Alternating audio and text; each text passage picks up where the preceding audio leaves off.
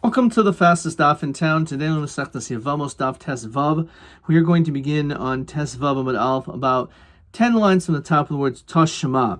So we were discussing whether or not Beis Shammai actually agrees to the Shita of Beis Hillel, and therefore there's no issue of agudos, of what to do, that they're doing two different things, and it's possible that they actually did hold like their own sheath, and they did not hold like Beis Hillel. So on this, we're continuing to discuss this thought. Tashma, the Yomi Rav Tarfon. Rav Tarfon said following interesting statement: Teivani mosei tavoi saras abas liyode ve'asena. So he said, let it be one day that my daughter will end up having to have the situation where her tzara will be able to be someone that I could marry. Well, obviously that's not a nice thing, which basically you're saying that your daughter's husband is going to die. But the point of this is that clearly he holds like the Shita of Beis Shammai, unlike our Mishnah. And therefore we see that Beis Shammai stayed according to their opinion, because he said that I'll end up marrying her. It says Rashi, Beis Shammai. Gemara says no ema ve'asiena, says Rashi, l'shuk. I'll marry her to someone else because I hold like Beis Hillel that says that the tzara of an Ereva is mutter. Aibaha Taviani Kamar. It's mashma Beis Hillel. It says Rashi, V'im Beis Hillel machidish kul yamahachi nahagu. So it doesn't seem like a chiddush. So Lafukim Rabbi Yochanan ben Nuri. Who is that? Says Rashi, Omer Tekanta de Cholzos. As we saw in yesterday's daf, actually at the top of this daf, that there's a din chalitza, that he required just to avoid any complications, just let her do chalitza on the tzara. On this, he was saying, no, you don't have to do anything. Fine. Tashma. Masma Bita Rabbi Gamliel. So we have a story with the daughter of Rabbi Gamliel. What happened with her? Shahaisa Nisul Ab Achib, that she was married to his brother's father, Umeis B'lo Banim, and he died without children. But Yibim Rabbi Gamliel as Sarasa, and Rabbi Gamliel actually did Yibum with the Tzara. So we see L'chara that Beis Shammai, again, there are people that hold like the Shita Beis Shammai. So Gemara asks 1 second, Tizra Rabbi Gamliel Matamid Beis Shammai, who? Even if you want to tell me that Beis Shammai held like Beis Shammai, but we don't find that Rabbi Gamliel held like Beis Shammai. He was not one of the students of him. Says Rashi, V'holo Mibnei Banim Shel Hillel, he was like a descendant of Hillel. Ela Shani Bito Rabbi Gamliel the Island Ashavi. So as we're going to unfold and unpack this question, which is question 1 of but my Pluta Tanakama Vacherim regarding this situation. So Rabbi Gamliel said that actually what happened was his daughter was an ayoness, and because of that, he was actually allowed to marry the tzara. It says Rashi Tanan Oshin Nimsol ayoness Sein Mutaros. The tzara is mutter because really his daughter was not a kedushin. So I Haminatani say Vacherim Oyrim Bita Rabbi Gamliel ayoness Haisa. Acherim say the same thing. It must be that they're disagreeing whether she was an ayoness. Otherwise, that's really what we're establishing in the ratio.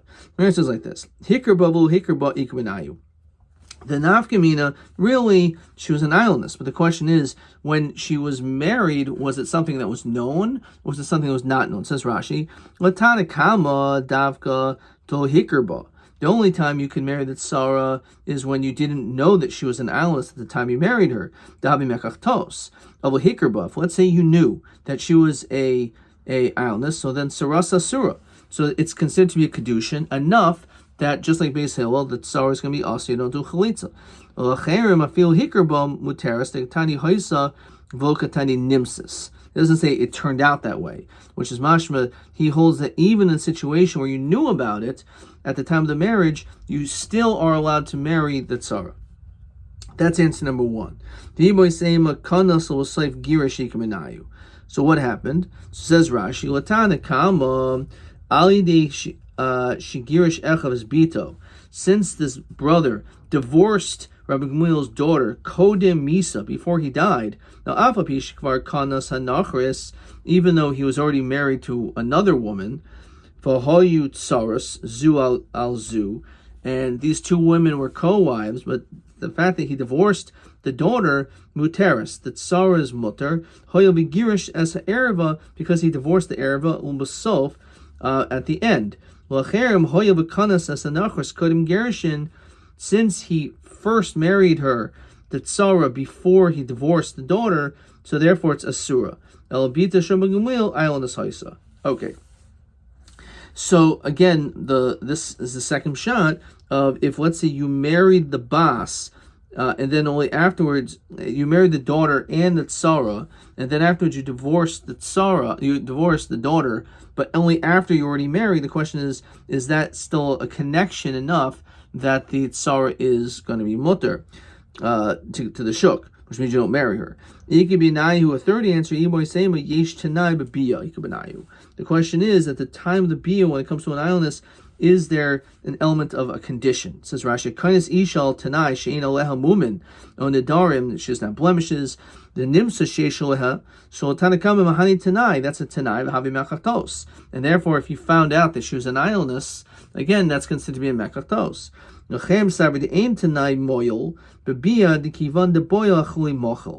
That the fact that you had tashrish with her, so you were forgiving, as Rashi quotes in Masechtas Ksuvas, in Adam Oisa Bi'ilasa Bi'il's Nus, El Mishum de Ayalnas Haisa.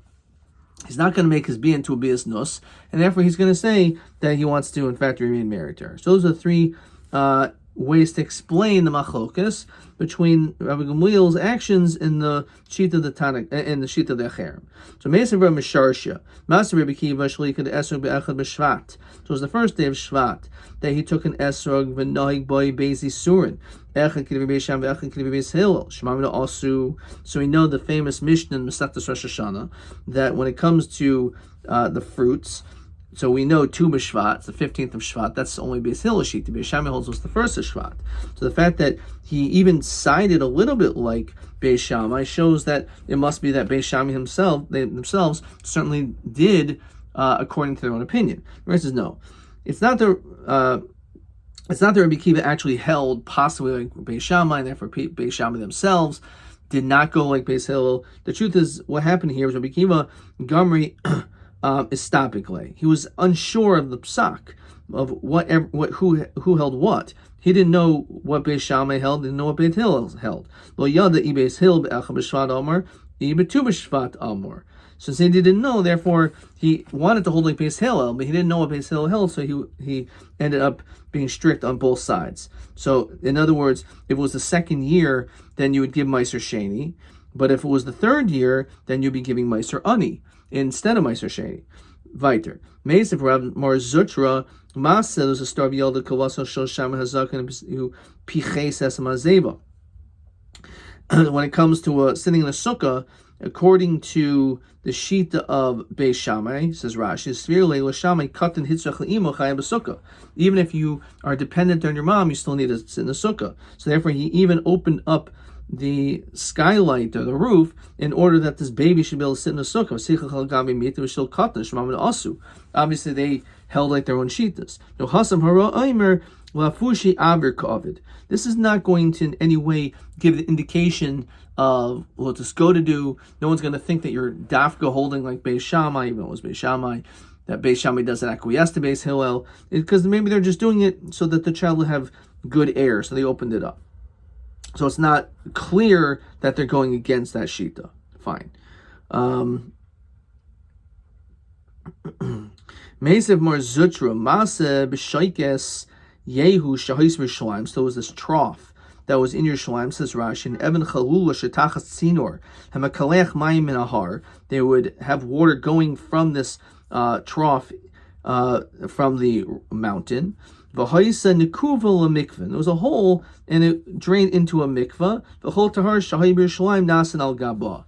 And this was a very important thing because that's how we were toivel many items, and that's how it worked. Now Rashi says the ein ba memsa of a mikvah shalom havi b'mayim Shabbatsida. It didn't have memsa, but on its side it was. Umis arvin mimayin hashaikas derech nekev kishvei feres hanoid. So as we heard that word kishvei feres hanoid, it was like this chagiga, so that the hole was enough you could put 2 fingers around, so it was large enough for this flow to be a form of hashaka, so that this way you could actually immerse kalim and the like in this area. And that's what they did.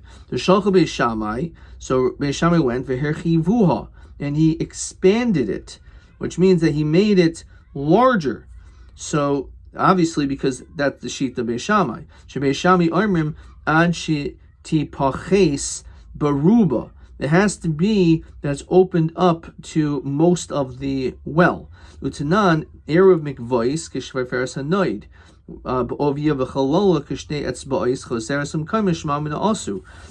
that is the din when it comes to the Shita Beis Hillel. But Beis Shammai holds it has to be much more open. Beis Hillel holds just that to be able to put your 2 fingers in it in all directions. So obviously the fact that Beis Shammai widened it shows that he went totally against the Shita Beis Hillel. And again, L'chara, it shows like there's 2 different, almost like 2 different Torahs Chas V'Shalom. Where says no. Hasam, again, over there, as we continue to test Vamim and Beis, Haroa, one who sees what happens, Omer, Lafushi Mayahu de Ka'ovid. He's just doing it in order to be able to have better water flow. But it's not necessarily that Beis Shammai is not agreeing to Beis Hillel. Fine.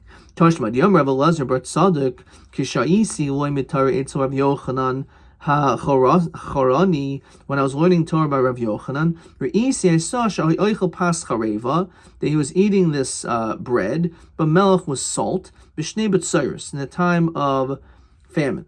I told my father, he said to me, that you should give him something else to eat. This poor guy, give him olives. So I went and I presented these olives. He saw that the olives were wet, and therefore perhaps an issue, as Rashi says, it's susceptible to become tamei. And the klicheres can become tamei through an amaret's touch. The shemen naga begav hachavius, maybe he touched inside the barrel. The tama min rabbanan v'timosam. So because of that, he refrained from eating these olives. So Omer li einani oichel zeisim. I can't eat these olives. So I went back to my father. Armali said, Emerlo, tell him that there was actually a hole in the bottom of this barrel. That it's just blocked up by its sediments. If you have a barrel of olives, golim, which are tightly pressed, it doesn't need a hole.